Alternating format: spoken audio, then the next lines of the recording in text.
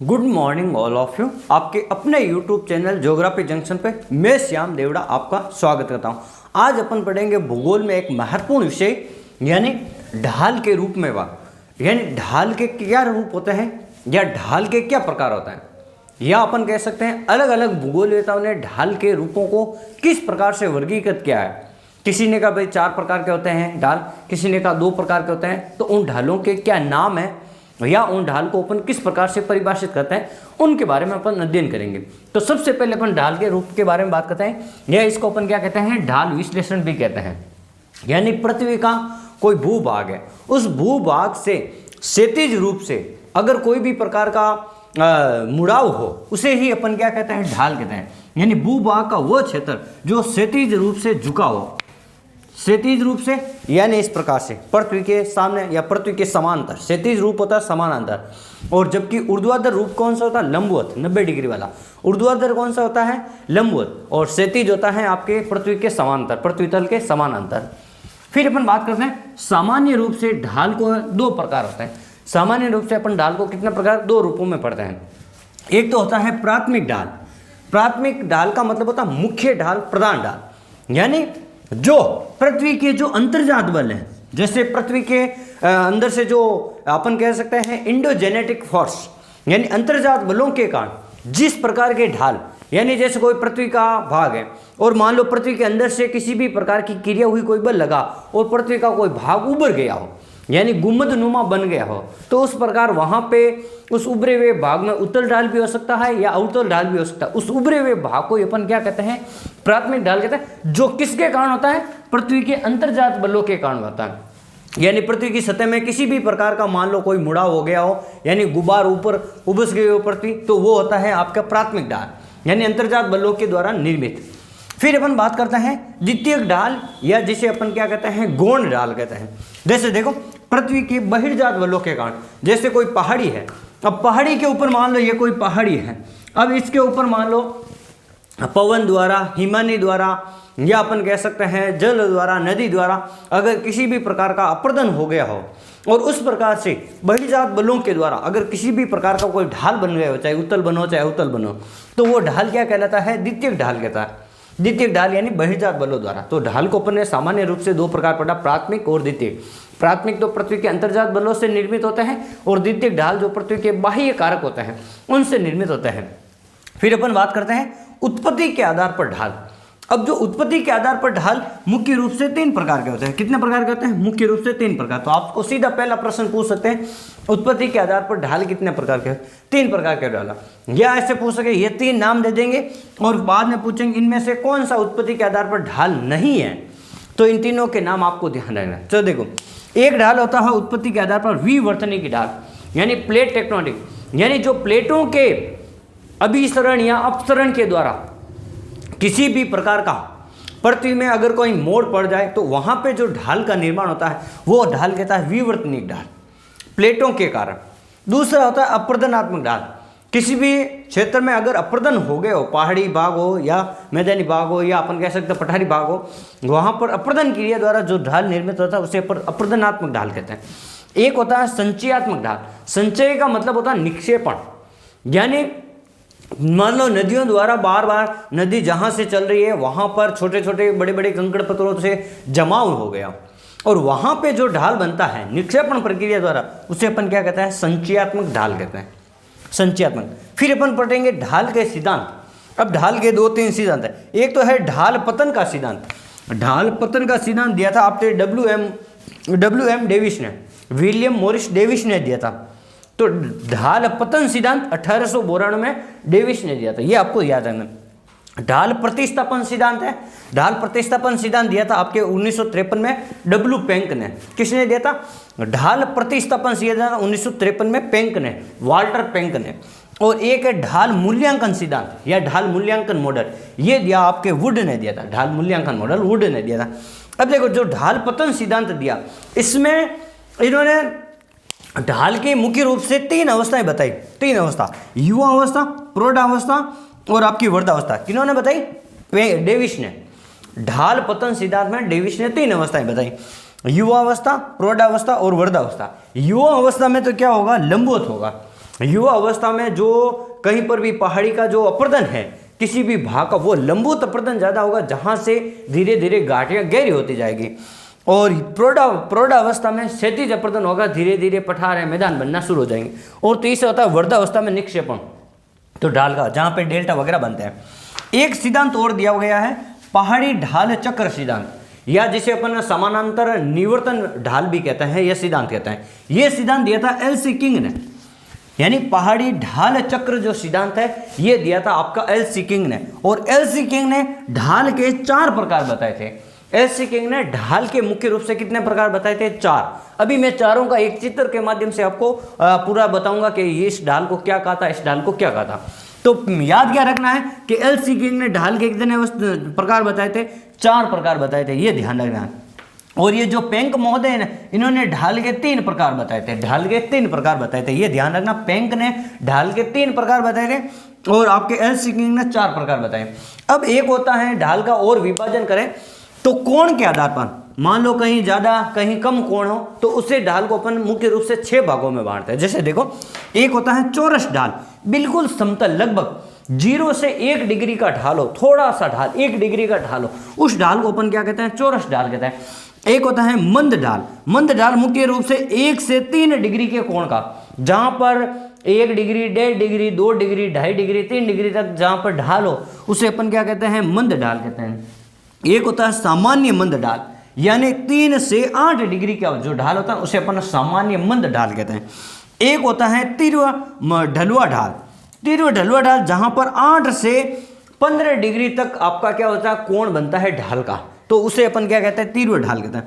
एक होता है सामान्य तीव्र, जहां पर 15 डिग्री से लेकर 30 डिग्री के मध्य कोण बनता है, 15 से 30 डिग्री का जहां पर भी भूमि का कोण बनेगा ढाल का, उसे अपन क्या कहते हैं? सामान्य तीव्र। एक होता है अति तीव्र ढाल, जहां पर 30 डिग्री से 90 डिग्री के मध्य ढाल बनेगा। तो इस प्रकार अपन ने पढ़ लिया था कि कोण के आधार पर ढाल कितने प्रकार के होते हैं? 6 प्रकार के होते हैं। ये चीज आपको ध्यान रखनी, कोण के आधार पर ढाल 6 प्रकार के होते हैं, और एल.सी. किंग के आधार पर ढाल 4 प्रकार के होते हैं, और पेंक के अनुसार ढाल मुख्य रूप से आपके 3 प्रकार के होते हैं। ये चीज आपको ध्यान रखनी है। और उत्पत्ति के आधार पर ढाल के जो प्रकार हैं वो भी आपके 3 प्रकार के, विवर्तनिकी, अपर्दनात्मक, संचयात्मक। और सामान्य रूप से अपन ढाल कितने प्रकार से पढ़ते हैं? 2 प्रकार से, प्राथमिक और द्वितीय। प्राथमिक को पृथ्वी के अंतर्जात बलों की उत्पत्ति से विकसित होने वाला ढाल बताया गया, और द्वितीय ढाल को पृथ्वी के जो बहिर्जात बल हैं, जैसे हिमानी है, जल है, आपके नदी है, इनके द्वारा जो ढाल बनता है उसे अपन बहिर्जात बलों द्वारा विकसित ढाल बनता है। अब अपन जो सामान्य रूप से जो एल.सी. किंग ने 4 प्रकार बताए, और अपन अध्ययन की दृष्टि से भी मुख्य रूप से उन्हीं 4 ढालों को अपन अध्ययन की दृष्टि से उनको अपन पढ़ते हैं। उन अध्ययन की दृष्टि से जो पढ़ने वाले ढाल हैं उनको अलग अलग नाम दिया गया है भूगोलवेताओं द्वारा। तो आप यहाँ पे इस चित्र के माध्यम से आपको देखना है कि कौन कौन से ढाल होते हैं। देखो, जैसे देखो, मैं यहाँ 4 ढालों का एक चित्र बना रहा हूँ, उस चित्र के माध्यम से आपको समझना है कि किस प्रकार के 4 ढाल होते हैं। देखो यहाँ पे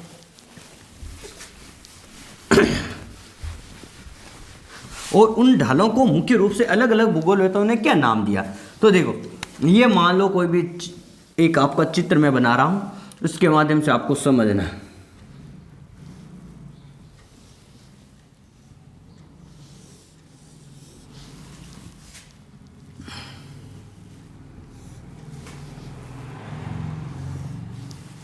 ये 1 नंबर हो गया, ये 2, ये 3 और ये 4। इस 1 नंबर को अपन कहते हैं उत्तल ढाल, 1 नंबर को। 2 नंबर को कहते हैं मलबा मुक्त ढाल, और 3 नंबर को कहते हैं सरल रेखीय ढाल, और 4 नंबर को अपन कहते हैं अवतल ढाल। तो ये मुख्य रूप से आपके अध्ययन की दृष्टि से बोलो या चाहे अपन ऐसे बोलो एल सीकिंग के माध्यम से, एल सीकिंग के अनुसार ढाल के मुख्य रूप से 4 प्रकार होते हैं। जैसे मान लो कोई ये पहाड़ी इलाका है, इस प्रकार के ढाल है। सबसे ऊपर वाला ढाल है, इसे अपन क्या कहते हैं, उत्तल ढाल, या इसको अपन क्या कह सकते हैं, शीर्ष ढाल भी कह सकते हैं।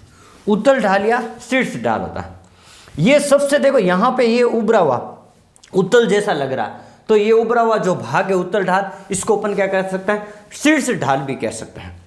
दूसरा ये हो गया मलबा मुक्त ढाल। और जो पहला ढाल है, इस ढाल को भी जो अध्ययन की दृष्टि से मुख्य रूप से इस ढाल को यहाँ पे वुड ने, जो अभी अपन ने पढ़ा था ना वुड का जो ढाल सिद्धांत, वुड ने क्या कहा इसे, वर्धमान ढाल का, वुड ने इसे क्या कहा, तो वर्धमान ढाल का। ये चीज आपको ध्यान रखनी, उत्तल ढाल को ही वुड ने क्या नाम दिया था, वर्धमान नाम दिया था, ये आपको पूछ सकते हैं। फिर अपन दूसरा पढ़ देते हैं मलबा मुक्त ढाल। यानी यहाँ पे देखो ये एकदम सरल ये एकदम सीधी रेखा के रूप में ही यहाँ पर ढाल एकदम, ये से मलबा मुक्त, या अपन कह सकते हैं ये इस प्रकार का, यहाँ पे मलबा रुकेगा भी नहीं यहाँ पर। तो इस प्रकार के ढाल को अपन ये कह सकते हैं जो मलबा मुक्त, यहाँ पर किसी भी प्रकार का यहाँ से जो मलबा आएगा सीधा नीचे चला जाएगा, इस सरल रेखे ढाल में चला जाएगा, तो यहाँ पे मलबा रुकेगा भी नहीं। और इसी को अपन क्या कहते हैं, मुक्त पृष्ठ ढाल, या इसी को अपन क्या कहते हैं, निस्त्रावण ढाल भी कहते हैं। मुक्त पृष्ठ तो मैंने यहाँ लिख दिया, इसको अपन कहते हैं एक निस्त्रावण ढाल। तो ये चीज आपको ध्यान रखनी है कि मलबा पृष्ठ ढाल को ही निस्त्रावण ढाल कहते हैं, या ऐसे कह सकते हैं खड़े दीवार जैसा ढाल। एकदम दीवार कैसी होती है, जैसे ये मकान की दीवार एकदम सीधी होती है, ये इस प्रकार से एकदम सीधी होती है ना, तो इसी प्रकार का ढाल यहाँ पे सीधा, जिसको निस्त्रावण ढाल या खड़े दीवार जैसा ढाल भी कहता है, या इसे अपन मलबा मुक्त ढाल के नाम से भी अपन इसको जानते हैं। फिर अपन बात करते हैं तीसरा जो ढाल है, ये देखो आपका ये जो ढाल दिया हुआ है सरल रेखीय ढाल। इस ढाल के 2-3 नाम है। इस ढाल को अपन मलबा ढाल भी कहते हैं, एक तो कहते हैं मलबा ढाल, एक इसको कहते हैं रिपोज ढाल। तो जो ये रिपोज ढाल का ना, ये रिपोज ढाल, ये वुड ने कहा था कि रिपोज ढाल, इसको किसने कहा था, इसको कहा था आपके स्ट्रोलर ने, या मैं लिख देता हूं स्ट्रोलर। स्ट्रोलर ने क्या था, ये ध्यान रखना है कि रिपोज ढाल किसको कहा था, सरल रेखे ढाल या मलबा ढाल को रिपोज ढाल का था। रिपोज या मलबा ढाल। मलबा ढाल यहां पे देखो आके मलबा रुक जाएगा, यहां से मलबा इस वाले क्षेत्र से, और इसी को एल सीकिंग ने तो ये कहा था, इस ढाल को क्या था, एल सीकिंग ने तो कहा था मलबा ढाल, और रिपोज ढाल किसने कहा था, रिपोज ढाल कहा था स्ट्रोलर ने। दोनों सेम ही है, रिपोज ढाल भी यहीं पर है और मलबा ढाल भी इसी ढाल को कहते हैं, लेकिन कहने वाले अलग अलग भूगोल वेता थे। जैसे एल सीकिंग ने तो इसको मलबा ढाल कहा था और रिपोज ढाल कहा था स्ट्रोलर ने। तो ये चीज भी आपको ध्यान रखनी है। एक और भूगोल वेता थे, जैसे आपके यहाँ पे दिया हुआ वुड ने इसी को वुड ने क्या नाम दिया था, वुड ने नाम दिया था स्तर ढाल। तो ये चीज सबसे महत्वपूर्ण है और सबसे ज्यादा प्रश्न यहीं से पूछा जाता है कि भाई वुड ने जो उत्तल ढाल है उसको तो कहा था वर्धमान ढाल का था, और वुड ने आपके जो तीसरे नंबर सरल रेखे ढाल है या मलबा ढाल है, रिपोज ढाल है, इसको कहा था स्तर ढाल का था वुड ने। तो ये चीज आपको ध्यान रखनी। चौथा हो गया आपका अवतल ढाल। अवतल ढाल ये वाला अवतल ढाल, जहां से धीरे धीरे अब चट्टाने क्या कटना, इसे अपन चौथे को यही मैं लिख देता हूं, इसको अपन सयमान ढाल भी कहते हैं, सयमान ढाल। तो इस प्रकार से अपन अध्ययन की दृष्टि से भी इसको 4 भागों में पढ़ते हैं, और एल सीकिंग के आधार पर भी देखो अपन ने लिखा था कि ढाल के 4 प्रकार हैं। उन्होंने ये नाम दिए थे, इस उत्तल ढाल, मलबा मुक्त ढाल, सरल रेखे, अवतल ढाल। लेकिन अलग अलग भूगोलवेता ने उत्तल ढाल को वुड ने कहा था वर्धमान ढाल का था, और मलबा मुक्त ढाल को अपन निस्त्रावण ढाल या खड़ी दीवार जैसा ढाल भी कहते हैं। चौथा तीसरा सरल रेखे ढाल होता है, जिसको मलबा ढाल तो कहा था एल सीकिंग ने, और स्ट्रोलर ने कहा था रिपोज ढाल या प्रसूता ढाल, रिपोज या प्रसूता ढाल। फिर एक आता है वुड ने इसे क्या कहा था, स्तर ढाल का था। चौथे को अपन क्या कहते हैं, अवतर ढाल या सही मान ढाल। तो इस प्रकार से आज अपने पढ़ा मुख्य रूप से जो ढाल के जो प्रकार होते हैं या ढाल के जो रूप होते हैं या ढाल का जो विश्लेषण है, इस टॉपिक का अपन ने अध्ययन किया। अगर हमारा वीडियो अच्छा लगा हो तो ये जो शॉर्ट एंड स्वीट वाले जो वीडियो हैं ये आपके एग्जाम की दृष्टि से बहुत ही महत्वपूर्ण है। आप कम ही समय में आप इतने सारे फैक्ट को एक वीडियो के माध्यम से आप जान सकते हो। तो आप हमारी वीडियो को अधिक से अधिक शेयर जरूर करें और लाइक और कमेंट जरूर करें हमारा वीडियो कैसा लगा और आप कौन से शहर से हो इसका भी कमेंट जरूर करें कि सर मैं इस शहर से इस वीडियो को देख रहा हूँ।